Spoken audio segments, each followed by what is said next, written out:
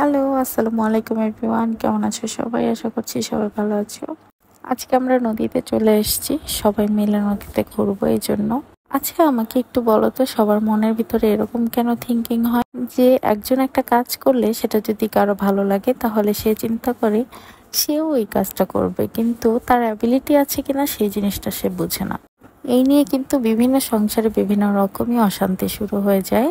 তো আমার কাছে মনে হয় এই স্বভাবটা আসলে বাদ দেওয়া ভালো। একটা মানুষই তার সামর্থ্য অনুযায়ী কোনো কিছু করে, এর জন্য একজনের এটা দেখে আরেকজনের অনেক বেশি আফসোস করার দরকার নেই। সবাই সবার পজিশন মতো সে ভালো আছে এটাই মনে করে স্যাটিসফাই থাকা ভালো। আসলে এরকম যদি চিন্তা করো যে ওর আছে আমার নাই, এগুলো করলে আসলে শুধু শুধুই কষ্ট পাওয়া। আসলে নিজের যা আছে তা নিয়ে ভালো থাকাটাই আমার মতে ভালো। যেমন আমার যখন যেটা মনে হয় তখন আমি সেটা করি। এখন সেই সামর্থ্যটা তো সবার থাকতে হবে, তাই না? তো আমাকে দেখে আফসোস করারও দরকার নাই, আবার আমাকে দেখে খুব বেশি খুশি হওয়ারও দরকার নাই।